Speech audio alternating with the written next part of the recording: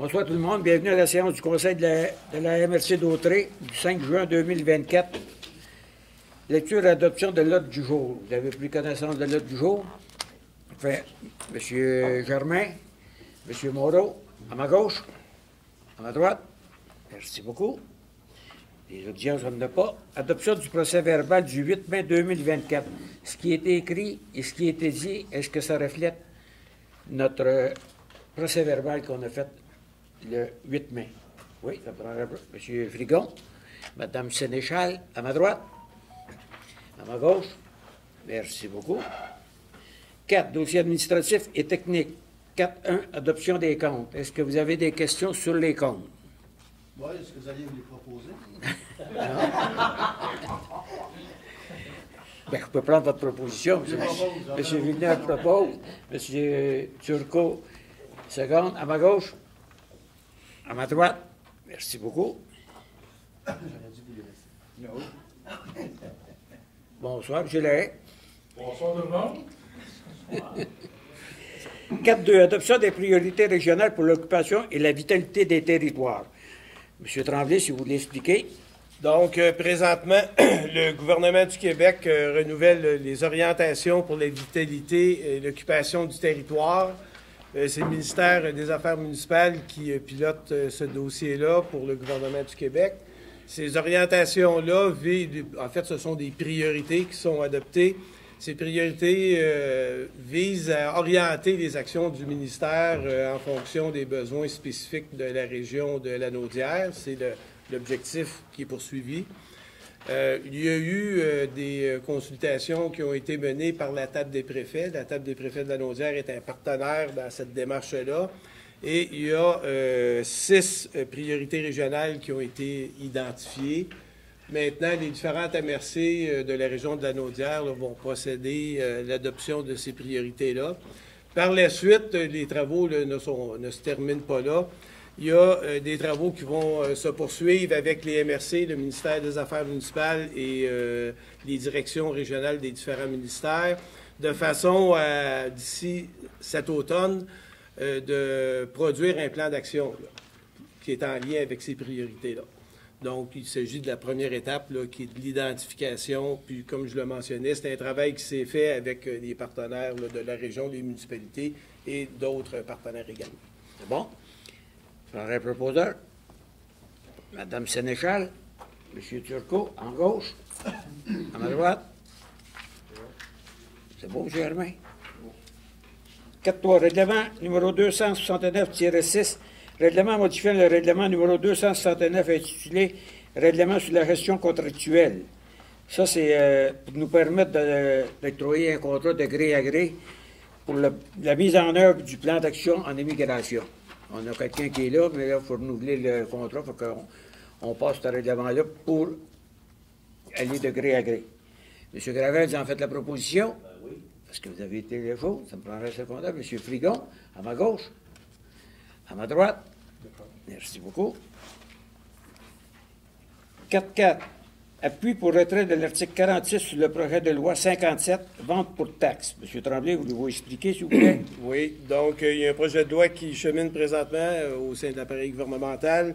Et un des articles, l'article 46, là, ce qu'on en comprend, ça pourrait limiter là, la MRC dans la facturation de frais qui sont liés aux ventes pour taxes. Je rappelle aux gens qu'à chaque année, les gens qui n'ont pas payé leurs taxes depuis quelques années, il y a une vente pour taxes qui est organisée. Ça génère énormément de travail au niveau administratif, faire les recherches, publier, retrouver ces personnes-là, parce qu'évidemment, l'objectif, c'est de faire en sorte là, que les gens paient leurs taxes.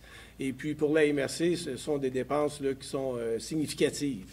C'est au-delà d'une centaine de dossiers qu'on a, là, par exemple, cette année pour l'ensemble de la MRC. Donc, il s'agit de demander au gouvernement du Québec là, de réécrire l'article de façon à ce que les MRC ne soient pas pénalisés là, dans l'exercice. M. Pichard, vous en faites la proposition? Mme Desjardins, secondé, à ma gauche.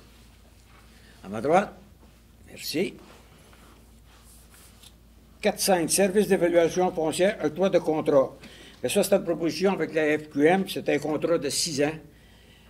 Le coût pour la première année est de 578 070 puis on va faire l'équilibration à tous les 3 ans avec. Ça veut dire qu'il n'y aura plus d'équilibration qui va se faire un qu'après 6 ans. Ça va se faire à tous les 3 ans. Fait que comme ça, il n'y aura pas de surprise pour toutes les municipalités. Puis la MRC, par contre, elle garde de produire la matrice graphique. Est-ce que vous avez d'autres choses à rajouter, M. Tremblay? Non, le projet de contrat a été transmis aux différents élus. Je pense que c'est les principaux éléments là, qui... M. Goyette, vous en faites la proposition. Oui. Mme Sénéchal, à ma droite. D'accord. À ma gauche. Merci beaucoup. 4.6. Félicitations à David Morin pour la médaille de l'Assemblée nationale. Excusez-moi. M. Tremblay, vous l'expliquez? Oui, il y a environ 2 mois, David Morin s'est mérité la médaille de l'Assemblée nationale.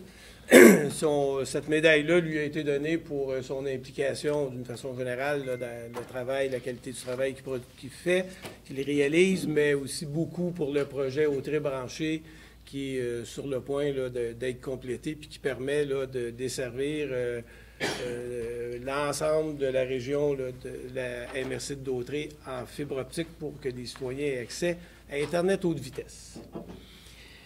M. Lahaye, vous en faites la proposition? Merci. M. Frigon, à ma gauche. À ma droite. Merci beaucoup. 4.7. Prix d'excellence de l'Institut d'administration publique du Québec, semi-finaliste pour le projet Autrey-Branché. Donc, on a été informé que l'Institut de l'administration publique du Québec a fait en sorte que le projet Autrey-Branché, l'ensemble phase 1, phase 2, soit retenu comme semi-finaliste pour leur prix d'excellence. Donc, bientôt, il y aura des entrevues pour identifier les finalistes. Et puis, cet automne, le prix va être remis. M. Bellimeur, vous en faites la proposition. Merci beaucoup. M. Germain, vous en secondez. À ma droite. À ma gauche. Merci beaucoup. 4.8. Financement par le gouvernement du Québec des premiers répondants. Demande à la Fédération québécoise des municipalités. Donc, c'est juste une résolution qui demande à la Fédération québécoise des municipalités d'ajouter à l'ordre du jour de son congrès qui va se tenir en septembre 2024, septembre prochain, que le sujet du financement des services de premiers répondants offerts par les municipalités ou MRC fasse l'objet de discussion parce que les municipalités MRC considèrent qu'il s'agit d'un maillon important des services préhospitaliers d'urgence. Les services préhospitaliers d'urgence, on pense notamment au système ambulancier, ce sont des entités qui reçoivent en tout ou en partie du financement du gouvernement du Québec par le ministère de la Santé. On considère que le service est de plus en plus essentiel, d'autant que les entreprises ambulancières ont de plus en plus de difficultés à desservir dans des temps courts les urgences. Donc, c'est une résolution pour demander à la FQM que ce sujet-là soit abordé lors du Congrès. M. Valois, vous en faites la proposition. M. Moreau, vous secondez. À ma gauche. À ma droite. Merci beaucoup. 5. 5.1, on n'a rien. 5.2, transport en commun. 5.2.1, octroi de contrat à M. Roger Trudel. C'était une berline pour le secteur Robertier. Puis il y a une garantie minimale de 35 000 parce qu'il ne sera pas à temps plein, mais c'est un contrat d'1 an. Ouais. En temps normal, je pense que les contrats, c'est à 50 000. Maintenant, ils sont rendus 1 an. Puis dépendamment des garanties, ça dépend des secteurs. Ça dépend là, puis qui est pas plein. M. Lahaye, vous en faites la proposition. M. Bellimeur, vous secondez. À ma gauche. À ma droite. Merci beaucoup. 5.2.2. Programme d'aide d'urgence au transport collectif. Rapport final attestant les pertes de revenus subis et des dépenses additionnelles engagées en raison de la pandémie. M. Tremblay, voulez-vous expliquer ce qu'il y en Oui. a?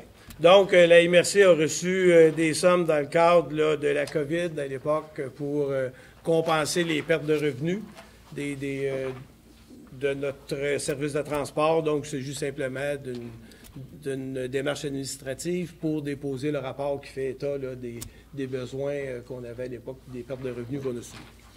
M. Gravel, vous en faites la proposition. M. Sylvestre, vous secondez. À ma gauche. À ma droite. Merci beaucoup. Peut-être juste un point d'information par rapport à ça. Est-ce qu'il faut démontrer une adéquation entre ce qu'on a reçu versus les coûts que ça a engendré? ou si c'est une subvention qui est... Non, non, non, on doit produire un rapport qui, oui, on doit démontrer là, qu'il y a eu des Ils ont pertes. versé la somme? Oui, maintenant, on vient justifier les sommes, puis il est possible, éventuellement, qu'il y ait des ajustements dans la subvention. Fait il pourrait y avoir, par exemple, un retour de la part de la MRC si jamais on n'arrivait pas tout à fait au montant qui a été versé. Ou ils pourraient verser un montant supplémentaire? Non.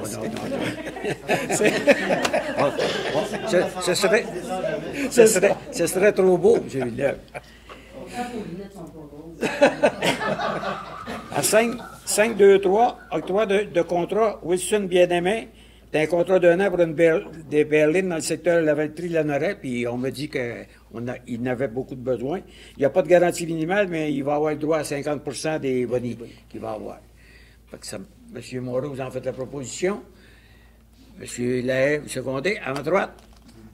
À ma gauche. Merci beaucoup. 6. Développement économique. 6.1. Transfert des montants résiduels du FDT dans les différentes enveloppes des municipalités du FRL volet 2. M. Tremblay va vous donner les montants, mais je voudrais vous spécifier qu'il y a 2 municipalités qui ont reçu 15 cents chaque. Puis ils n'ont pas encore décidé ce qu'ils vont faire avec. Vous avez des projets, là? Fait que M. Tremblay, si vous voulez dire les montants. Donc, c'est simplement des sommes qui n'ont pas été utilisées de l'ancienne entente qu'on bascule dans la nouvelle. Donc, municipalité de la Velletrie, 2697, Sainte-Geneviève de Berthier, 1052, Berthierville, 7743, Visitation de l'île du Pas, 5000, là, je fais abstraction des sous, 5091, Saint-Ignace, 855, Saint-Gabriel-de-Brendon, 15 sous, Ville Saint-Gabriel, 15 sous, Saint-Didas, 5 431, Mandeville, 30 457 et l'enveloppe régionale de la MRC, 15 804.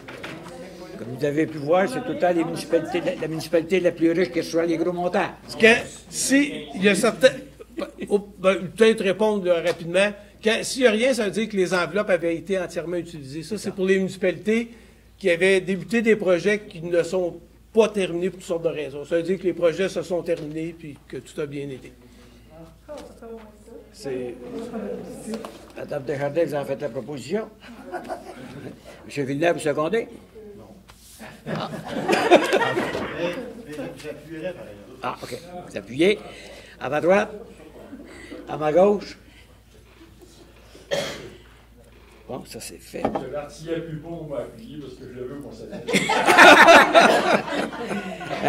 6.2. Radiation de dette, dossier FLS 2001-78 et FAU 2010-64. M. Tremblay, si vous voulez expliquer. Oui, donc c'est un dossier. Il y a 2 éléments là-dedans. Le FLS, le Fonds local de solidarité, et le FLI, c'est le Fonds local d'investissement. Ce sont des fonds là, qu'on administre là, en partenariat avec, dans un cas, la FTQ et dans l'autre cas, le gouvernement du Québec. C'est du capital de risque là, qui est prêté. Il y a un comité ici qui accorde des prêts et des subventions aux entreprises. C'est le service de développement économique, évidemment, qui s'occupe de ce volet-là. Et au fil des prêts qui sont consentis, il arrive, dans le cas de la MRC de Dautrey, je pense que c'est la 2e fois, où on a une perte. À ce moment-là, c'est pas une perte là, qui va... la MRC ne sera pas obligée de débourser ce montant-là. C'est pas comme ça que ça fonctionne. Nous autres, tout ce qu'on a à démontrer au gouvernement, c'est qu'on a fait tout dans les normes. L'analyse du dossier a été faite de façon sérieuse. On a tenté de recouvrer les fonds. Dans le cas présent, il y a eu faillite là, de l'entreprise et de la principale propriétaire de l'entreprise. Donc, compte tenu de l'ensemble des éléments, évidemment, on s'attend à ce que le gouvernement du Québec là, éponge cette perte-là. Puis dans l'autre cas, c'est le fonds d'aide d'urgence. Ça, c'est un fonds qui était donné aux entreprises durant le COVID. Et puis, donc, c'est un prêt qui vient directement du gouvernement du Québec. Mais le gouvernement du Québec avait fait des ententes avec les services de développement économique des MRC, de façon à ce que ce soit les services de développement économique qui traitent les dossiers pour éviter, évidemment, un engorgement là, à Québec. Donc, ici, il y a eu plusieurs prêts qui ont été accordés, mais là, il y en a un qui a fait défaut. Et puis, dans ce cas-là précis, évidemment, c'est le gouvernement du Québec là, qui va automatiquement éponger la perte dans la mesure où la MRC a fait le travail comme elle devait le faire. Monsieur Frigon, vous en faites... Oui, monsieur. Oui. Là, en fait, le premier fonds, c'est un fonds qui est propre au gouvernement, mais qui est administré par la MRC. Oui. Le dernier, oui, Donc, c'est ça. Le premier, c'est un fonds aussi. Oui. Propre au gouvernement, Ben, c'est administré par la MRC. Oui. Mais il faut démontrer que C'est ça. Monsieur Frigon, vous en faites la proposition. Monsieur Lahaye, vous avez... Oui, à ma droite. À ma gauche. Merci beaucoup. 6.3. Lancement d'appel d'offres sur invitation. Service professionnel pour un portrait des opportunités dans 2 secteurs, agroalimentaire et équipement de camions. M. Tremblay. Ça. Évidemment, quand le travail va être fait, on va tenir compte des commentaires qui ont été formulés ici concernant ce dossier-là. Donc, on a une subvention qui nous est accordée par le gouvernement du Québec. On a environ 100 000 $ qu'on peut utiliser à des fins d'études. Et puis, c'est la proposition qui est faite là, par l'équipe du développement économique pour, évidemment, là, essayer là, de stimuler la croissance dans ces secteurs-là au sein de la MRC. C'est des secteurs dans lesquels on a déjà des forces, qu'on pourrait développer davantage. M. Sylvestre, vous en faites la proposition. Madame Sénéchal, vous secondez. À ma droite. À ma gauche. Merci beaucoup. Ça fait 7. Aménagement du territoire. Comité d'aménagement et conformité, ça, c'est un dépôt.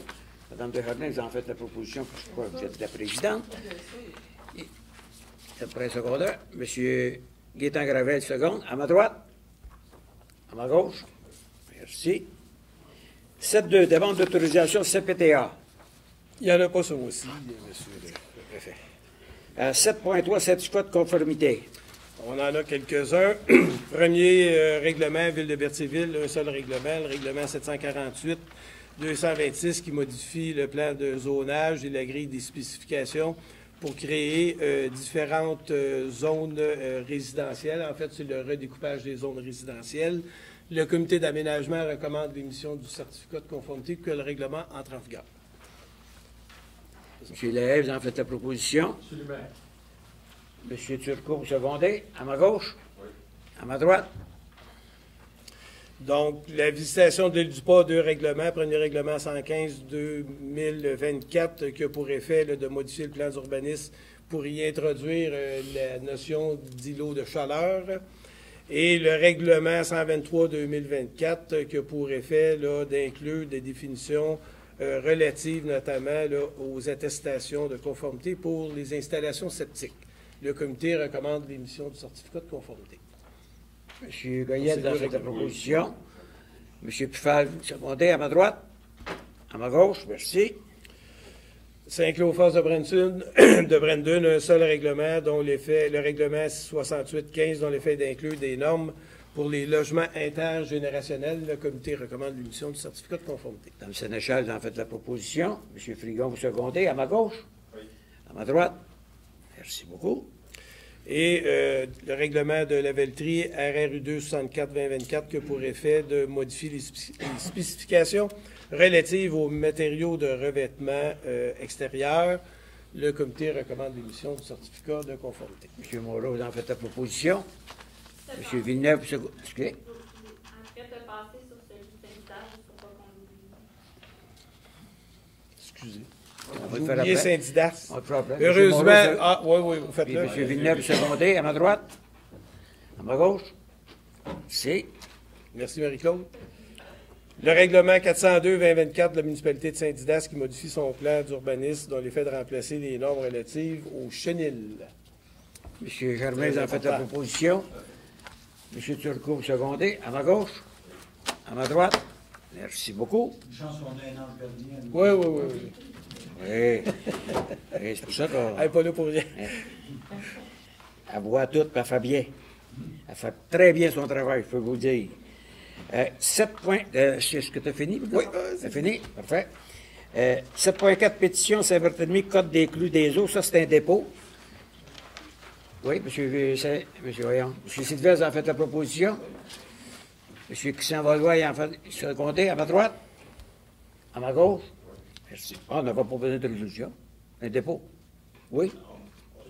fort? Oui, parfait. C'est plus fort, ça nuit pas. Vous avez raison, c'est plus fort. Oui, oui, on y revient au prochain C'est page. ça. 7.5, demande d'aide financière mise à jour du schéma d'aménagement. M. Tremblay, voulez-vous expliquer? Oui. Donc, vous savez que les nouvelles orientations gouvernementales en matière d'aménagement du territoire ont été adoptées par le gouvernement du Québec. Et puis, à ce moment-là, il y a un compte à rebours là, qui commence. Les différentes MRC vont avoir une période de 3 ans pour compléter la révision de leur schéma d'aménagement. Le gouvernement du Québec, pour ce faire, offre aux municipalités régionales de comté une subvention. Dans le cas de la MRC de Dautré, la subvention est d'un montant de, je fais durer le suspense, 207 918 que la MRC devra utiliser là, sur une période d'un peu plus de 2 ans et demi. Donc, c'est juste une résolution pour demander là, au ministère d'entreprendre des démarches pour obtenir cette subvention-là. M. Sylvestre en fait la proposition. M. Gravel, vous secondez. À ma droite? À ma gauche? Merci beaucoup. 7.6, culture. Signature de l'entente avec M. André Ouellet, programme en patrimoine bâti. C'est l'entente avec le citoyen, c'était un montant de 18 516 $, puis le maximum, c'est à 25 000. Est-ce que, M. Villeneuve, vous pouvez expliquer un petit peu? Ah, bien sûr, c'est un programme qui a été, auquel on a adhéré. Il y a plusieurs municipalités. Quand je pense que c'est la MRC qui a adhéré à ce programme-là en 2021, où les municipalités mettaient un montant, puis le gouvernement mettait pratiquement le double de ce montant-là pour les maisons à caractère jugé exceptionnel ou supérieur au niveau du patrimoine bâti. Et nous, on est heureux parce que finalement, ça développe. Les gens l'utilisent de plus en plus. Alors, on espère que le gouvernement va continuer parce qu'il se termine cette année.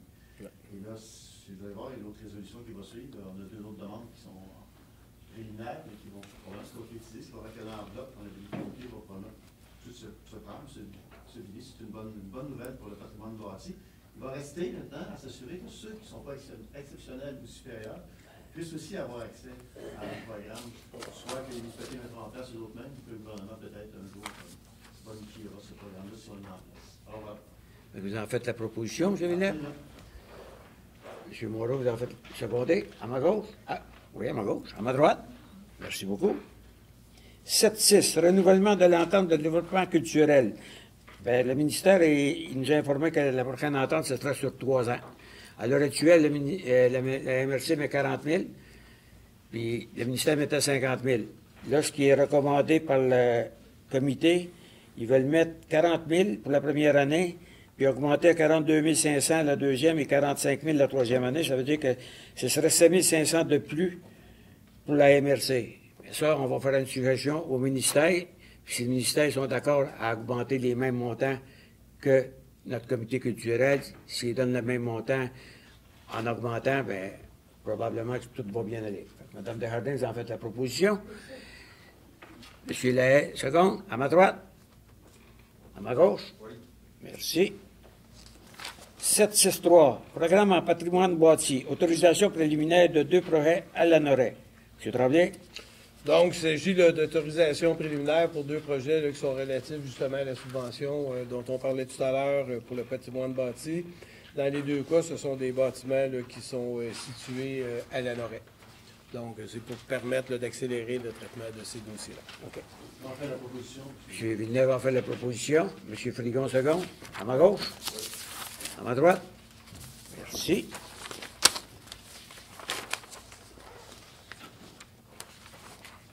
Environnement et cours d'eau. 8.1. Félicitations au service de gestion des matières résiduelles, candidat au prix pour le Monarque. Gala Lanaudois de l'action climatique pour le projet paiement à la tonne d'évitement. C'est une félicitation pour la gestion des matières résiduelles pour la candidature au prix dans la catégorie des matières résiduelles pour le projet paiement à la tonne d'évitement. Écoutez, j'étais présent. La MRC n'a pas gagné, mais par contre, on était quand même d'un 3 qui était catalogué. Mais je voudrais souligner aussi que dans une autre catégorie, les jardins de Saint-Cuthbert, ça s'appelle, eux, ils ont gagné le Monarque. Fait que je tiens à les féliciter parce que c'est quand même dans notre MRC. M. Villeneuve, vous en faites la proposition? Oui. M. Gravel, secondé, à ma droite, à ma gauche. Merci beaucoup. Point d'information, on a une citoyenne à la Norette qui a aussi, j'ai déposé sa candidature au fameux gala. Elle n'avait pas gagné non plus, mais je tiens à souligner pareil le travail qui est fait pour la protection des monarques. Alors, c'était le gala des monarques, puis elle s'occupe justement de s'assurer que l'asclépiade, la fameuse plante, la plante dont les monarques ont besoin pour pouvoir, quand ils viennent ici dans nos belles contrées, se reproduire, il faut la laisser pousser, si on peut la laisser pousser pour que les monarques puissent justement reprendre un peu d'elle, si je peux dire comme ça. Diversité dans nos contrées. C'est bien de le souligner, M. Villeneuve. C'est correct, Marie? T'as les jours. 8.2, comité environnement, c'est un dépôt. On a vu un compte-rendu de la dernière rencontre du comité. Vous avez vu le compte-rendu. Ça prendrait... M. Goyette, vous en faites la proposition. M. Valois, vous secondez? Oui. À ma gauche, à ma droite? À ma gauche? Oui. 8.3, autorisation de dépenses pour une entrée électrique pour une station météo. M. Tremblay? Donc, les deux premiers points. La MRC gère un réseau d'une douzaine de barrages là, qui permet de retenir les eaux pour permettre aux agriculteurs du secteur Lanoret, la Velleterie, d'irriguer leurs terres. Maintenant, avec les pluies qu'on a connues l'année dernière, on a eu 2 fortes pluies qui ont posé des problèmes sur la rivière Saint-Jean. Donc, il y a un barrage là, qui est plus critique. Il s'agit là, de faire une installation pour qu'on ait une caméra qu'on puisse suivre l'évolution du niveau d'eau au barrage en continu. Donc, ça, c'est la première résolution, puis je vous expliquerai la deuxième par la suite. Puis le montant, c'est 7 945. 7 945. Apporte les taxes. Je pense que M. Goyette... Ah, OK. M. Goyette, vous proposez. M. Pufal, vous secondez. À ma droite. À ma gauche. Merci beaucoup. Et puis, 8.4. Ouais. L'autre volet, c'est la question là, de la surveillance puis des prévisions hydrométéorologiques. Ça, c'est très utile dans ces situations-là. Donc, il s'agit de faire une entente avec Hydrométéo pour qu'on puisse avoir des bulletins météorologiques là, spéciaux et particuliers pour la zone qui nous intéresse, c'est-à-dire un bassin versant qui est quand même assez limité. Donc, il s'agit d'une entente avec Hydrométéo pour un montant là, de 3 550 $ qu'on puisse être en mesure de mieux réagir s'il arrive des précipitations importantes. Puis, cette information, c'est les 2 points qu'on vient de passer, c'est payé par les usagers des barrages. Ouais. Juste une question.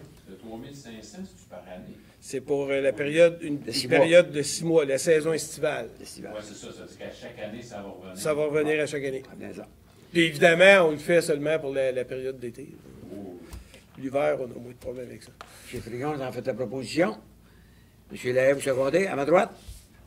À ma gauche. Merci beaucoup. 9. Sécurité publique, on n'a rien. 10. Rapport du préfet. Il n'est pas là pour le préfet, mais disons que je peux vous dire, là, il n'y a pas grand-chose dedans, puis que ce que je veux souligner, c'est que le préfet, il était au lac à l'épaule, mais il n'a pas couché là. Il était là le vendredi, puis le jeudi, puis le samedi. Il y a eu du transport les deux. Ça va coûter moins cher en transport que s'il avait réservé pour une chambre. On peut dire qu'il a fait une économie. Ça, c'est le lac à l'épaule de la table des préfets, pour préciser. Ouais, ça, non, mais je vous parle de la table des préfets, oui. Lac à l'épaule de la table des préfets. Monsieur Germain. Je suis sûr que sa femme est au courant. Ah, ben là, écoutez un peu. Alors, ben, il s'est en allé, je pense que c'était pour aller trouver sa femme. Monsieur Germain, vous en faites la proposition. OK. Monsieur Turcot, vous secondez, à ma gauche. À ma droite. Si sa femme n'est pas au courant, on va l'aider. La correspondance, ben, vous avez reçu la correspondance tout le monde. 12, services incendie, acquisition d'un camion autopompe, rapport d'ouverture des soumissions et octroi du contrat. M. Tremblay. Donc, il y a eu ouverture de soumission. On a eu la soumission de Technofeu pour un montant de 1 238 159. Évidemment, ces équipements-là, les coûts ont augmenté beaucoup depuis quelques années. Le règlement d'emprunt ne couvre pas complètement le coût d'acquisition. Il manque une somme d'environ 30 000 $. Cette somme-là va être, comme c'est expliqué dans la résolution, le puiser à même le budget courant du service incendie de l'année 2024. M. Gravel a fait la proposition. M. Bellemare a secondé. À ma gauche? À ma droite? Merci beaucoup. 12.2, règlement numéro 162-2, règlement modifiant le règlement numéro 162 intitulé Règlement instituant un service de protection contre l'incendie. Donc, il s'agit simplement d'une modification au règlement pour permettre, parce que tous les pompiers doivent demeurer à moins de 12 km. Là, dans le cas présent, on permettrait aux préventionnistes là, de pouvoir demeurer à une distance supérieure, là, compte tenu de la nature de leur fonction. C'est ça. Puis le besoin, évidemment, de main-d'œuvre qu'on a. M. Gravel a fait la proposition. M. Turcot secondé. À ma gauche? À ma droite? Merci beaucoup. On a écoulé la période de choses. On est rendu à la période de questions. Est-ce qu'il y a des questions? Oui, je vous demanderai de vous nommer, puis de où? OK, Joanne Pagé, sujet Sainte-Élisabeth. Oui? OK. Joanne Pagé, Sainte-Élisabeth.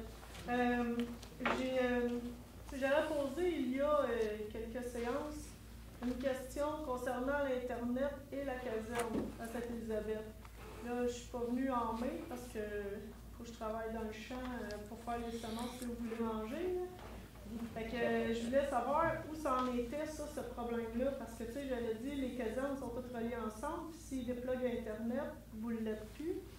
Fait que là, je voulais savoir, parce que là, je pense, en tout cas, que là, on n'est plus avec Autrey branché. Oui. La municipalité ne fait plus partie des TI de la MRC d'Autrey. Mais par contre, pour le service sécurité incendie, c'est autrement. La caserne est encore... on a encore le lien Internet avec la caserne. Bon, Et pour les communications d'urgence aussi. Donc, le lien est toujours là. Pour l'usage du service incendie. Pour l'instant, là, de ce qu'on a pu en comprendre aussi, là. Peut-être que je préfère rappeler que si jamais il y avait accidentellement, peu importe, une coupure, accidentellement, je dis bien, à la caserne, il y a backup, excusez l'anglicisme, mais il y a un relais qui se fait d'autres. Oui, il y a des procédures, puis là, on est en train là, de travailler à aménager les choses un peu autrement à la caserne de Sainte-Élisabeth là, pour éviter que des petits incidents puissent se produire. C'est ça. Les troubles informatiques et Internet, il y en a partout. C'est pas. C'est sûr qu'il peut en avoir, on comprend ça.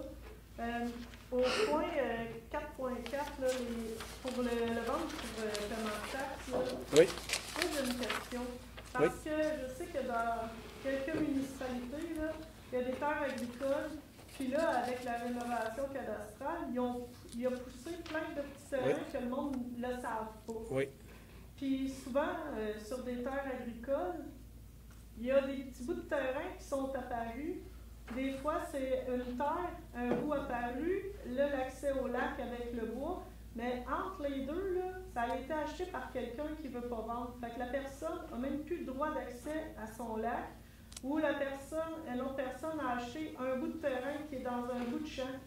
Oui. Est-ce qu'avant de le faire, avant de le vendre pour paiement de taxes, y a-t-il moyen, à quelque part, de contacter les propriétaires puis de dire, regarde, avant que quelqu'un l'achète, au moins l'informer quelque chose pour qu'il y ait possibilité d'acheter ça. Là. Parce qu'on s'entend que si on est dans le champ, là, on n'a pas le temps de checker. Non. Puis. Oui, Marie-Claude. C'est mon dossier, les ventes pour taxes. En fait, le ministère des Ressources naturelles, nous, on est obligé de publier sur le registre foncier la liste de vente pour taxes. Puis le ministère, c'est le ministère des Ressources naturelles qui gère le registre foncier. Là. Puis automatiquement, il envoie aux résidences contiguës et aux lots contigus des avis. Donc, désolé, là, il y a plusieurs dossiers, je peux vous dire que non. OK. Bien, c'est sûr qu'eux fonctionnent, je pense, avec les lots. Fait que peut-être que votre numéro de lot, il ne suit pas, puis vous ne l'avez pas reçu, mais moi, je commence cette année, puis il y a plein de gens qui eux, reçoivent la lettre, ils pensent que c'est leur domicile, là, fait qu'ils viennent tous ici, puis ils me le disent. Puis là, je dis non, c'est un de vos voisins, par exemple, qui va être vendu. Fait que normalement, ils en font, mais peut-être que je ne sais pas comment ils fonctionnent, par exemple, c'est quoi la circonférence qu'ils prennent des résidences, là. Peut-être qu'ils ne prennent pas très large, là, mais ils le font en tout cas automatiquement. Là. Parce que moi, j'ai téléphoné pour ça, puis je lui ai dit, est-ce que vous pouvez porter une attention particulière parce que il y a des problèmes, là, des méchants problèmes. Puis là, après ça, ben, les gens vont voir les producteurs pour leur vendre à des prix exorbitants. Puis il y en a qui ne veulent pas vendre. Fait que c'est ça. J'ai-tu droit à une autre question? Mais ça, c'est... J'apporterais peut-être juste une précision, bien que c'est le dossier de Marie-Claude. Oui. Les résidus, là, on n'en a plus.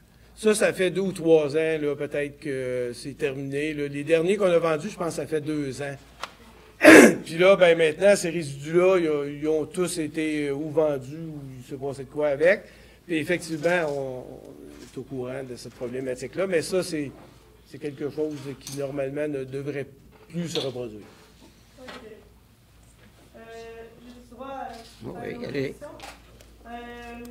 Je pense que, de mémoire, là, c'était en avril que la municipalité, encore de Sainte-Élisabeth, a demandé une médiation avec la MRC. C'est mars ou avril, là, je ne me rappelle plus. Bon, moi, je vais vous dire, il y a eu rencontre avec Sainte-Élisabeth et la MRC avec le ministère des Affaires municipales. Il y a eu une rencontre à l'heure actuelle, mais le ministère il demande aux 2 parties de tenir ça pour l'instant confidentiel parce qu'il va en avoir d'autres. Moi, je ne peux pas vous dire c'est quoi qui s'est discuté là, parce que je n'étais pas là, c'est M. Goulet qui était là. J'ai su, par exemple, avec M. Goulet qu'on a discuté, qu'ils veulent tenir ça confidentiel. C'est le ministère qui l'a demandé, pour l'instant, parce qu'il va y avoir d'autres rencontres. Fait que, on va attendre le suivi de... Non, je comprends ça, mais c'était pas ça ma question. Ah! Ma question était que, étant donné qu'il avait demandé d'aller en médiation avant de couper Internet, il n'y aurait pas eu moyen de dire on va aller en médiation, puis ce qui va en sortir, si c'est négatif, on va vous débrancher, puis si c'est positif, ben vous pourrez reconsidérer la question. Mais là, c'est la municipalité qui a demandé. Oui, je sais, mais j'allais demander aussi à la municipalité de faire la médiation avant de dire ça, parce que de toute façon, si tu dis on se débranche, puis après ça, tu dis on va aller en médiation, tu vas aller en médiation, pourquoi? Si tu dis que après ma barre, tu ne veux plus rien savoir. Généralement, la logique veut que tu ailles en médiation, puis la conclusion de ça fait que c'est positif ou négatif. Mais même s'ils l'ont demandé, vous n'aviez pas autorité de dire ben, on va aller en médiation, puis on va voir. Il n'y avait pas, mettons, je vais dire un terme anglais, mettre un hold là-dessus, le temps d'une médiation. Je sais que c'est secret la médiation, je ne veux pas savoir. Mais non, mais c'est ça. Juste ça, ce bout-là. Ouais. Bien, évidemment, les choses auraient pu être faites autrement, là, il est possible. Mais disons que du côté de la MRC, ce qui est important, c'est qu'il y ait une médiation au final. Bon. Mais je comprends ce que vous expliquez, mais pour l'instant, la MRC considère que ce qui est positif, c'est qu'il y ait une médiation. Il y a une résolution de votre aussi par la municipalité. Ça, je comprends pas la question, monsieur. C'est Ben, la municipalité, c'est peut-être qui a décidé de se débrancher. En fait, oui. Ben, dans la chronologie des événements, la municipalité de Sainte-Élisabeth nous avait transmis une résolution à l'effet qu'elle se retirait des TI. Et puis, le retrait n'était pas encore enclenché. Et puis, il y a eu une assemblée durant laquelle la municipalité a décidé d'aller en médiation. Et quelques jours plus tard, on a reçu une demande de la municipalité de concrétiser le retrait. Là, évidemment, comme j'expliquais, ça aurait pu être... Mais ce qui était important du côté de la MRC, c'est qu'il y ait une médiation, finalement. OK. D'abord, je vais reposer une autre question, si vous me le permettez. Suite à la conclusion, admettons que c'est positif, parce que si je me dis que David Morin a reçu une mention d'honneur, ça ne doit pas quand même être, excusez l'expression, un crétin, là, pour avoir reçu ça. Mais si, mettons, là, tu sais, écoute, ça prouve quand même qu'il y a des super bonnes compétences, là, ce monsieur-là. Si au bout de la médiation, ça devient positif, est-ce qu'il y a moyen de réintégrer cette Élisabeth dans le branché? La MRC... Il va y avoir d'énormes coûts, là, d'après ce que j'ai compris, je pense, février. Pas en mesure de m'avancer là-dessus. Cependant, je pense que je peux dire que le conseil de la MRC va toujours accepter qu'une municipalité réintègre une compétence. Maintenant, est-ce que ça se fera, dans quelles conditions, je ne peux pas m'avancer là-dessus.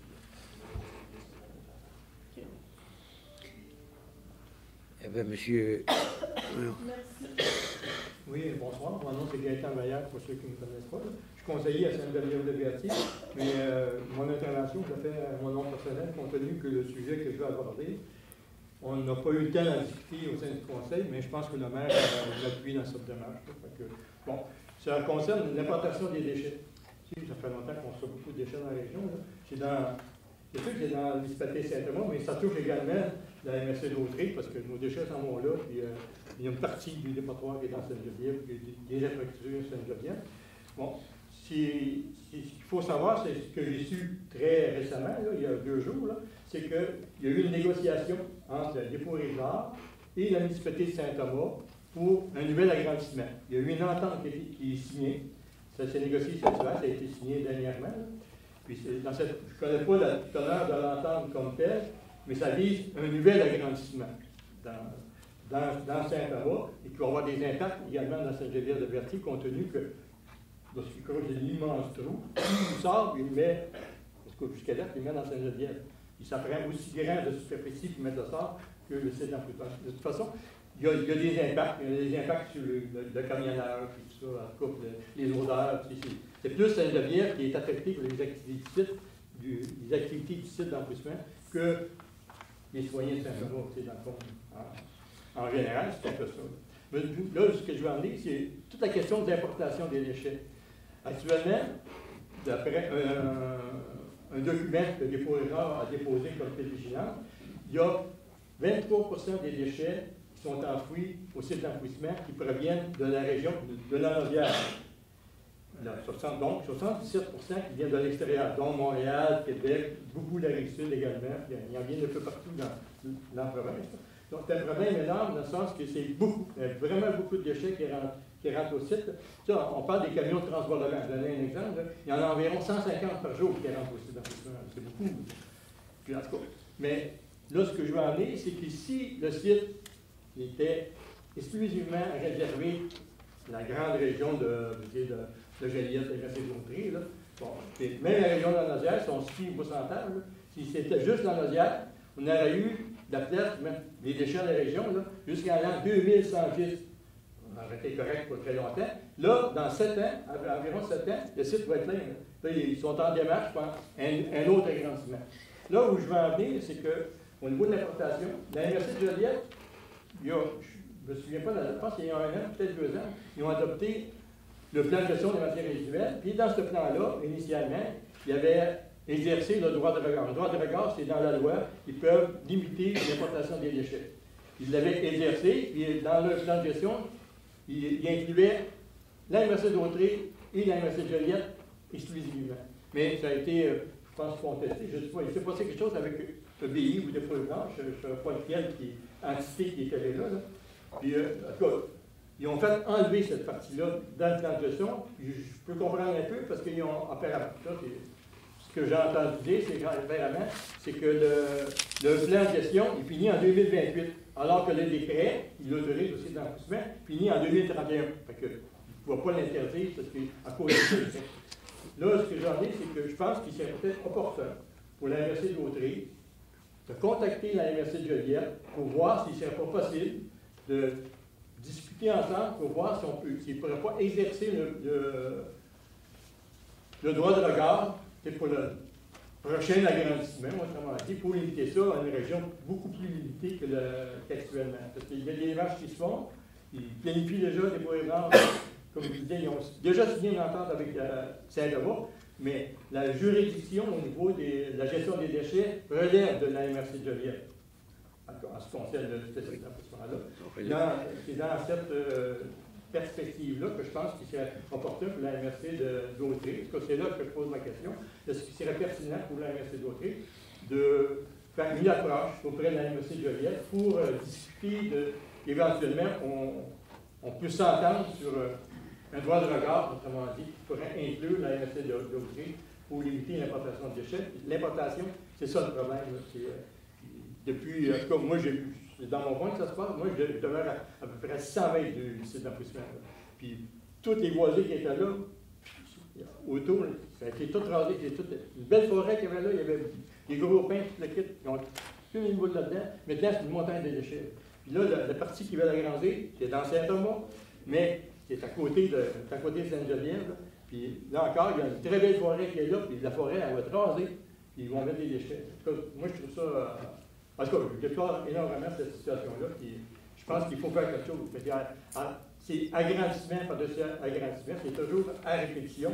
Puis à un moment donné, il faut que ça arrête les agrandissements. Il faudrait limiter ça, je pense, aux 2 régions, là, puis l'exercice du droit de regard. C'est là que est ma question. Écoutez, on va regarder on peut discuter avec Joliette pour regarder ce qu'on peut faire. Mais au bout de la ligne, c'est tout le temps le ministre de l'Environnement qui va décider. Comme ça s'est fait au dernier agrandissement. Non, pas vraiment, parce que le droit de regard, la MRC de Joliette ne l'a pas exercé. Elle avait le pouvoir de le faire, elle ne l'a pas fait. Donc, à ce moment-là, c'est le ministre qui ils ont étudié la demande. Et la demande, la MRC de Joliette, à l'époque, était d'accord avec les agrandissements, avec l'importation de déchets, parce qu'il y avait des compensations monétaires.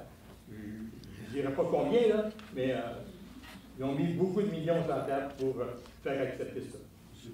C'est là le problème. M. Villeneuve. Bonsoir, M. Bayard. Bonsoir. Vous parlez d'importation, vous parlez de... En fait, un des principes ou une orientation principale de la loi, c'est la régionalisation des déchets. Oui. Pour pouvoir régionaliser les déchets, pour éviter justement que les déchets viennent de très loin. Là, on parle de combustion de fossiles, d'énergie fossile, donc de pollution encore plus grande. Puis c'est encore plus insidieux, parce que ça vient de très loin. C'est plus tu es loin de l'endroit où s'enfouit les déchets, moins, parce que selon les chiffres, moins tu vas être attentionné à récupérer, à réutiliser, pour les grands principes de développement durable. Alors oui, la régionalisation, c'est quelque chose qui permettrait, en quelque part, de limiter les gaz à effet de serre, qui permettrait probablement d'augmenter les chiffres, parce que probablement les chiffres stagnent quant à la récupération, la réutilisation. Et on a un gros travail au Québec à faire pour justement faire mieux. Qu'est-ce qu'on fait présentement? Alors moi, ce que je veux entendre de vous, c'est de voir comment on pourrait justement pousser davantage ce principe de régionalisation-là, en discutant avec le DEF. Ce que je propose à la table, c'est d'accord, on a un comité environnement. On pourra en discuter au comité environnement. On préparera un dossier pour avoir des chiffres, puis pour pouvoir alimenter tout le monde comme il se doit. Et à ce moment-là, ce qu'il faut comprendre aussi, c'est que c'est Joliette qui peut exercer son droit de regard. Oui. C'est pas nous. C'est pas la MRC d'Audrey, mais on peut quand même discuter. Ça fait quand même des attaques importantes. Vous avez raison. Les vents dominants sont l'ouest. Le système est à l'ouest, donc les vents dominants souffrent comme ça. Alors, quand on parle de panache de contamination aérienne, quand on parle d'odeur, de contamination aussi par les particules, ça retombe ici, ça retombe au long du fleuve par les vents dominants. On va en parler au comité environnement, c'est d'accord. On vous amènera aussi quand même là, avec les chiffres qui sont quand même assez éloquents à ce niveau-là, puis on verra ce qu'on peut faire. Juste un petit indicatif, le site actuel, au niveau des impacts sur le territoire, c'est comme empiètement, le sable qui creuse actuellement, là, il y a 18 lots de l'ancien registre, pas le nouveau, parce qu'ils ont fusionné plusieurs lots, là. Il y a 18 lots qui sont affectés par la montagne de sable. 18 lots dans Sainte-Geneviève-de-Berthier qui est dû au site d'enfouissement de Saint-Thomas, qui fait en sorte que ces lots-là sont perdus, à peu près, ils montent ça à la hauteur des arbres, le sable. C'est beaucoup de territoire dans Sainte-Geneviève. Puis le prochain agrandissement, en tout cas, ce que je sens, puis je sais que très récemment, il y a eu une démarche auprès de la MRC de Dautré pour la question de couper des arbres, ça, ils veulent planifier un agrandissement, vraiment dit, pour mettre encore plus de sable. Il y a déjà une démarche auprès de la MRC ici, là, dans ce sens-là. C'est important que la MRC... il y a des dossiers en traitement. C'est très récent, je ne sais pas, vous n'êtes peut-être pas au courant. En tout cas, dans ce sens-là, je pense que c'est important d'interagir. Okay. Puis je sais aussi que la CMM Montréal, qui est 47% des déchets de CMM qui viennent de... qui sont entrés à Saint-Thomas, qui viennent de Montréal. Je sais que la CMM a récemment, ce que je sais, c'est qu'ils ont récemment formé un comité justement pour étudier toute la question de la problématique des déchets pour le CMM. Fait que, le moment est peut-être opportun, là, parce que moi, je pense qu'il faut lancer un message que là, on est 7 ans avec le site Coquelin, mais il ne faut pas t'attendre à la dernière année. Le gouvernement va dire, voilà, il n'y a pas d'alternative. On va l'autoriser, il faut ça prendre place. Mais là, il faut, à un moment donné, lancer un message à toutes les municipalités exportatrices. Vous avez 7 ans pour vous prendre en charge, là. Dans 7 ans, organisez-vous pour assumer vos déchets. Parce que Saint-Thomas, les boisés qui sont là, il n'y a rien de spécial là. Des boisés, il y en a partout dans la province. Là. Il n'y a rien de spécial à Saint-Thomas. Vous posez, bon, tous les déchets sont là. Pourquoi là? Il donne des places ailleurs. Le problème n'est pas là, parce que c'est la volonté, à quelque part, des élus de la région d'accepter. Et les autres municipalités, Montréal, Québec, d'autres régions, la solution simple, ils est prêts, eux autres. On les envoie là, c'est une chèque. Ce que M. Villeneuve vous a dit, le comité d'environnement, on va en discuter, puis même M. Puffer fait partie du comité. Fait que donc, il va tout nous dire ce qu'il y en est. On va essayer de faire du mieux qu'on peut pour essayer d'arrêter tous ces fardeaux-là. J'apprécie beaucoup. Merci. On va vérifier votre prétention, à savoir qu'il y aurait déjà des démarches en cours pour obtenir des autorisations d'abattage et de danse. Oui, il y a des démarches qui ont été faites. Peut-être rien d'officiel, au moins par le service de l'inspection de la MRC qui nous a informé de cette situation-là. Parfait. Oui, monsieur. Bien, Sagnac, Sainte-Élisabeth. Je suis venu vous féliciter, Mme Desramenais, pour savoir d'avoir ici à soir. Puis, M. Mac, vous remplacez bien M. le président. On pense à garder. Je pense que c'est le prochain préfet. Avancez pas rien, là. Avancez pas rien, là. Non, mais en tout cas, c'était bien fait. Merci. Merci, j'apprécie. Juste, un conseil de Sainte-Élisabeth, tantôt, elle a parlé de la médiation. La médiation, j'ai bien compris, il y a un médiateur. Il vient du ministère. Quel ministère? Le ministère des Affaires municipales? Oui. Concrètement, il y a 2 personnes du ministère des Affaires municipales qui participent aux rencontres. 2 personnes. Ça veut dire que notre ministre, Mme Henri Laforêt, devrait avoir des rapports de ça, de la situation à Sainte-Élisabeth. S'il y en a 2 représentants comme médiateurs, on a des grosses chances qu'elle soit au courant. Parce que je sais pas. Peut-être. Je serais ministre, peut-être. j'enverrais mon monde pendant les rapports.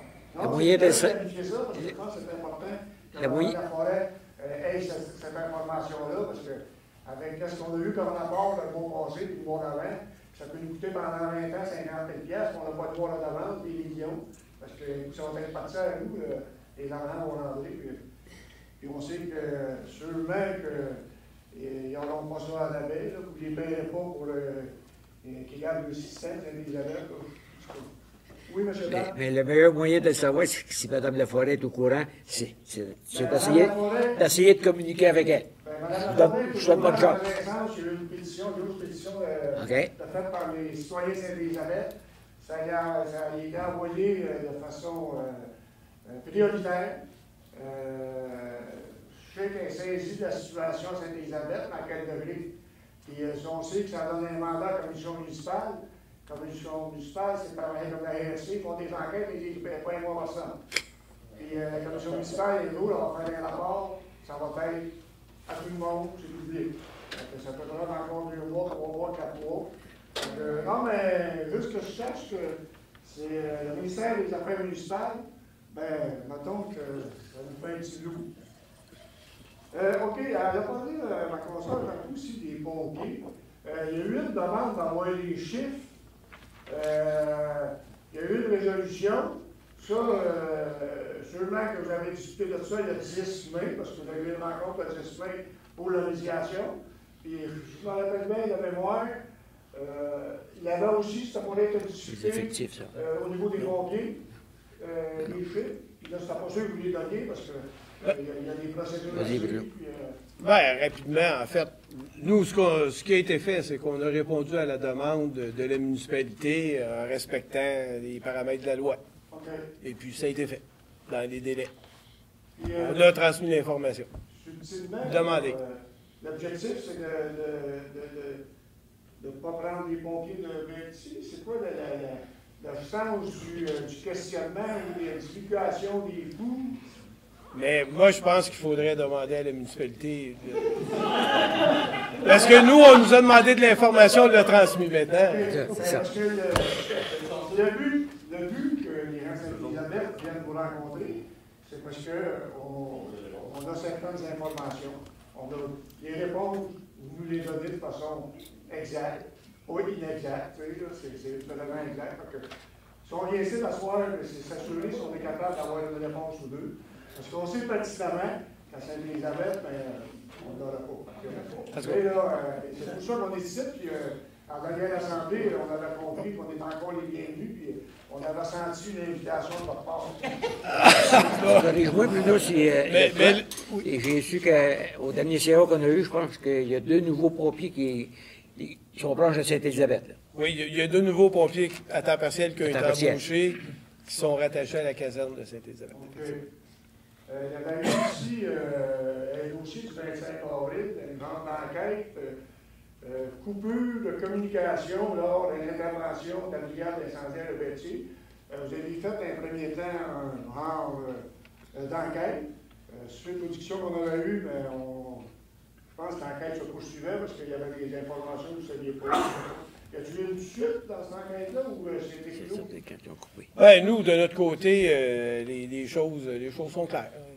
Il y a eu une interruption de service parce qu'il y a des interventions qui ont été faites. Évidemment, les gens n'imaginaient pas que ces conséquences-là pourraient se présenter. Et puis, la MRC, le service incendie puis le service DTI a mis en œuvre là, les protocoles dans ces situations-là. Mais de notre côté, on comprend ce qui est arrivé. Parce que là, c'est ça la réponse. Vous êtes les gens, puis selon l'enquête, ça devrait être la personne. Là, c'est un groupe de personnes qui a été remonté tout ça. C'est ça. Bien, là, je vais au sens large. Là, des intervenants de la municipalité. Je demande qu'est-ce qui est public dans ce rapport-là. Je demande qu'est-ce qui est public dans ce rapport-là. Qu'est-ce qui est public dans ce rapport-là? C'est une question de concerne. Ben, il n'a pas été. C'est pas un rapport. C'est pas un rapport qui a été déposé. C'est pas déposé au Conseil. Là. Puis juste pour votre information aussi, ce rapport-là avait quand même pour objectif de regarder ce qui s'était passé. Puis en même temps, parce que c'est ça qu'on fait, on a essayé de regarder ce qu'on pouvait faire de notre côté pour éviter qu'une situation comme celle-là se reproduise. C'était aussi beaucoup pour ça qu'on a fait ce rapport-là. C'est ça. C'est pour ça là, qu'on planifie, on a déjà commencé là, à planifier disons, de modifier la disposition des équipements là, pour s'assurer que quelque chose comme ça ne se reproduise pas. OK. Juste pour conclure le dossier des pompiers, on a 2 beaux camions qui appartiennent, je crois, qui appartiennent pas à Sainte-Élisabeth, qui appartiennent à la MRC. Oui. Est-ce qu'il y avait des discussions avec la municipalité de Sainte-Élisabeth pour un futur musée ou quelque chose, pour garder les camions-là dans 50 ans? Ou c'est quoi l'avenir? Autre question en parallèle, c'est quoi l'avenir des 2 camions qui vous appartiennent et qui sont garés à Sainte-Élisabeth? Bien, pour l'instant, l'avenir des camions, c'est de rester à Sainte-Élisabeth, dans la caserne de Sainte-Élisabeth, qu'on en a besoin. À Sainte-Élisabeth. Vous pouvez en avoir besoin. OK, moi, je pensais que les services habilités par de Saint-Félix ou Berthier, ils peuvent servir. Oui, il y en a qui vont partir de Saint-Félix ou de Berthier, mais par contre, vu que des pompiers à temps partiel qui sont proches, s'ils sont proches de la caserne, ils vont pouvoir aller chercher ces camions-là.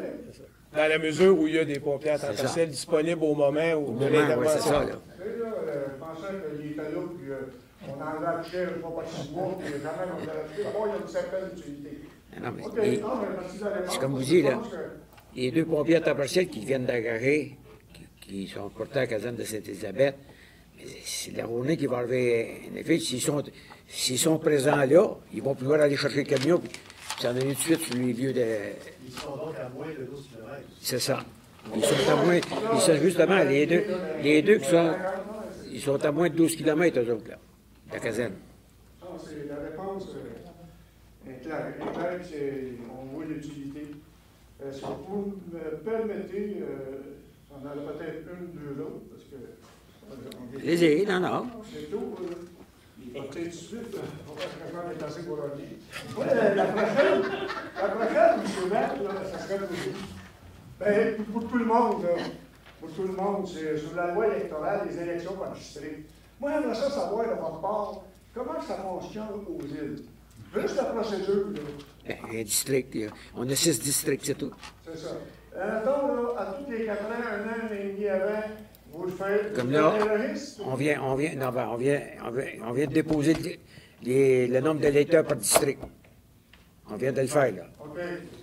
Y a-t-il un ordre de dire au vent si vous pouvez vous prononcer à savoir si on garde un district ou on s'en vient avec ça général, il n'y a pas ça? Non.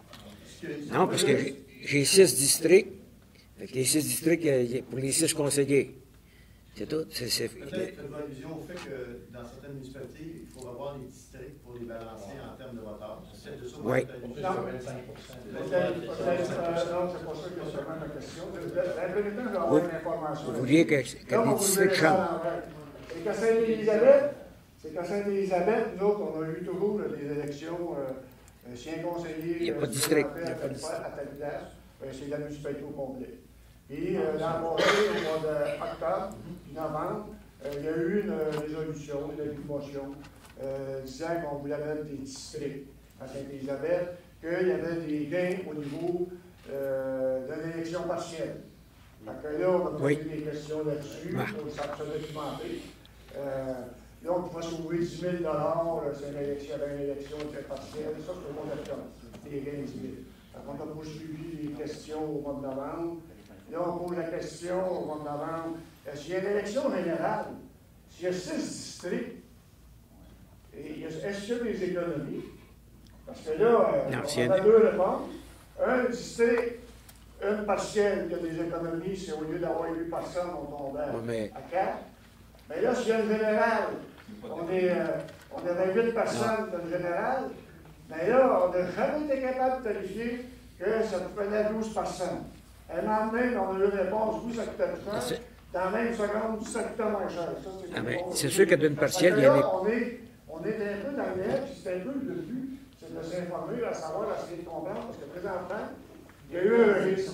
Il y a 130, 140 personnes qui ont signé. Dans une partielle, l'économie que vous allez faire, c'est qu'il va y avoir un pôle. S'il n'y a qu'une élection. Il va y avoir un pôle, il n'y aura pas 6 pôles. Tandis que dans une élection générale, c'est 6 pôles, puis le maire, lui, il est voté par tout le monde. Les 6 pôles, mais un conseiller, il est voté dans son pôle. Comme moi ici, M. Valois, il est dans le district 3.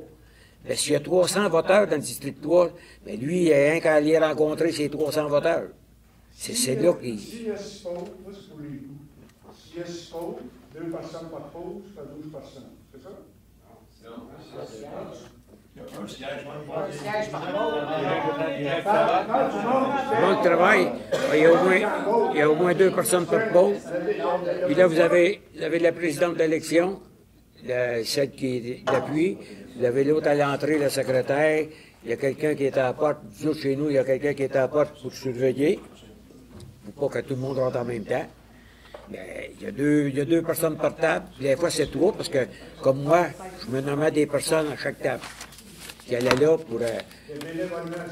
Oui, celui-là était bénévolement, ou c'est moi qui ai payé. Il n'était pas payé pour la municipalité. On se comprend bien. Ça veut dire qu'il y a 6 districts, il y a 6 personnes, il y a 2 personnes par district, c'est 12 personnes. Et là, c'est 14 personnes. On va vous dire, d'autres chez nous, on était à peu près 2100. Il y a à peu près quoi, 700 voteurs, on va dire. Une élection générale va nous coûter entre 15 et 20 000. Moi, ce que je préfère, si vous voulez, Oui. peut-être une proposition, monsieur. Ce genre de questions-là, moi, je vous invite peut-être à contacter la direction régionale des affaires municipales. Les autres, ils vont vraiment pouvoir vous donner des détails. Ils vont tout répondre à vos questions. Quand vous faites du choix d'être en district ou non, Ça, c'est il y a des avantages, il y a des désavantages. C'est ça. Les opinions sont partagées. C'est un choix. Mais appelez la direction, je ne sais pas si tu peux le trouver, le numéro de téléphone. Vous l'avez? Appelez la direction. On va répondre à ces questions-là de façon vraiment très, très, très précise. On parle beaucoup de terrain. On a du monde qui n'en a pas de connaissances, qui s'en viennent. On dit, c'est excellent. Mais c'est pas évident. Puis Puis ici, tu sais, tu as une très grande expertise. Tu sais, on ne peut pas se cacher. 14 maires, ça a une grande expertise. Puis, Mais c'est parce que ça. Pour m'aider à essayer de clarifier cette affaire, vous l'avez clarifié, là. Parce qu'on choisit que c'est pas 14%, le général, puis là, ici, on comprend bien que c'est 14. OK, on va. Là, c'est un dernier dossier. La loi, l'accès à l'information, on a parlé de la passé. Vous donnez tous les, mettons, les comptes, si je demande, les comptes. Fait que, on est parti avec le petit bonheur, tu bien content dans ça. On savait que la loi nous donnait ce pouvoir-là, l'accès à l'information. Fait que je vais aussi une demande des élèves de Cassinville. L'accès à l'information par exemple, je désire d'obtenir une copie des comptes fournisseurs payés par la municipalité de Saint-Isabelle pour les mois de mars et avril 2024. Cette demande est présentée en vertu de la loi d'accès à l'information. L'appelant vos fournisseurs étant approuvé en séance du Conseil, ils deviennent par la fenêtre publiés. Cependant, je ne pourrais pas, si il fait suite, OK, ça, c'est la réponse. Elle a trop vite, là. Fait que je pense que c'est bien documenté, fait demander. Mais on a appris qu'ils ne peuvent pas nous le donner parce que ça n'a pas été déposé en séance du Conseil pour mars-avril. Là, on est à la fin mai. Là, on n'a pas accepté mars, on n'a pas accepté avril, on n'a pas accepté mai. Ça m'amène à me questionner, c'est tout de même que ça fonctionne dans vos municipalités, de pas accepter 2, 3, 4 mois. Non, mais, oui, là, donc là, on patauge là-dedans, puis on se fait dire à peu près n'importe quoi. C'est l'objectif pourquoi que le monde sont ici. On essaye de progresser là-dedans, d'essayer de se positionner, tu sais, là, comme je me suis répété, le mois passé, on avait un déficit d'1 million de cas. Là, on peut voir que j'étais un simple citoyen canadien, là. Là, je regarde ça, mais je regarde la réponse.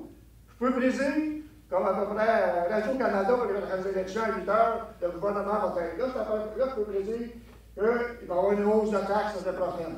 Quand on ne paye pas nos comptes pendant 3, 4, 5 mois, ça veut dire qu'il y a quelque chose à quelque part qui va pas bien. On peut briser 4 mois, on peut briser 9% à 12% de hausse de taxes.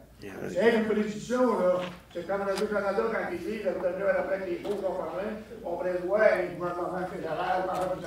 Fait que, oui, M. Villeneuve. Je voulais juste dire qu'encore là, direction régionale. Oui. Vous allez tous avoir cette information-là. Non, mais pour savoir. Non, Oui, mais là, ça peut-être pas un autre moyen. Non, mais vous allez avoir la réponse qu'il faut. On les a, les réponses. On donne les moyens. Là, la commission municipale, on avait un dossier du gouvernement. Je comprends, monsieur, qu'on est tous des confrères ici. Hein. Vous mettez. Oui, OK, je comprends. On essaie de vous le dire, là. OK. Non, mais c'est parce que vous nous dites que vous avez les réponses. Non, mais vous nous dites que vous avez les réponses. Vous savez, non, mais c'est parce que Sainte-Élisabeth, vous savez, Sainte-Élisabeth, le conseil, là, c'est eux autres qui y viennent. Moi, je n'irais pas diriger Sainte-Élisabeth. C'est compris. Avec lui, c'est correct. D'abord, on a coupé court la salle-là. La dernière, c'est fini, je le dis, c'est très clair. Les lotissements, vous connaissez ça, les lotissements. Mettons, en terre, il y a une maison là-dessus, on veut la lotisser pour que, mettons, l'homme d'affaires agriculteur puisse la vendre, faire des choses. Dans chaque municipalité, c'est 2, 3, 4, 5% de lotissement, c'est même que ça fonctionne en général, quoi. Là, vous parlez des frais de parc. Et bien, le frais, ça mettons. C'est ça, les frais pour fin de Pâques. Fin de Pâques, ça dépend. Fin de Pâques. Les fins de Pâques. Les fins de Pâques étaient régeux. Ça peut aller jusqu'à 10. C'est variable d'une municipalité. C'est variable d'une municipalité. Ça peut être en argent ou en terrain donné. C'est ça. OK.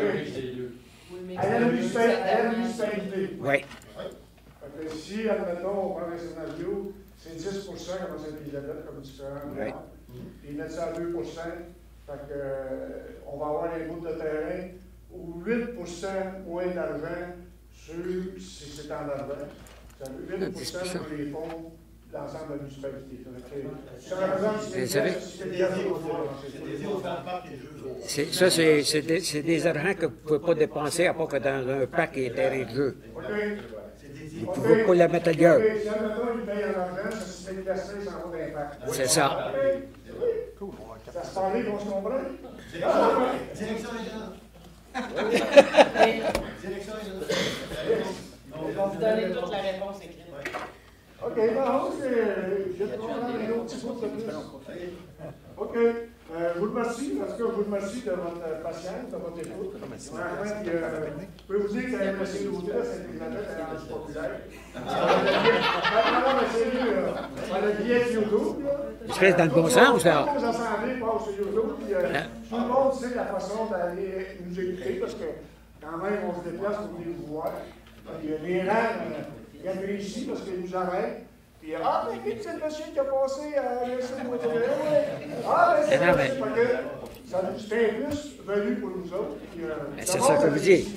De votre intégrité et de votre implication comme dirigeant élu pour nous donner des réponses. Comme ça, on a bien reconnu la MRC d'Autrey, on est apprécié. Oui, à Saint-Élisabeth, je peux vous garantir. Ça, c'est une bonne nouvelle. Est-ce qu'il y a d'autres questions ou commentaires? Oui? Je parlerais de la MSC de Joliette. Là. Il y a une démarche à faire pour la faire tôt, parce que peut-être que présentement, ils sont en négociation avec les pour-régents. Si on attend que ça soit signé, il va être important dans ce sens. Merci. Est-ce qu'il y a d'autres questions? Bon, vous remercie beaucoup. M. Germain, vous levez l'Assemblée. M. Turcot, vous secondez. À gauche. À droite. Merci beaucoup. Et merci beaucoup. Je vous souhaite une belle fin de soirée.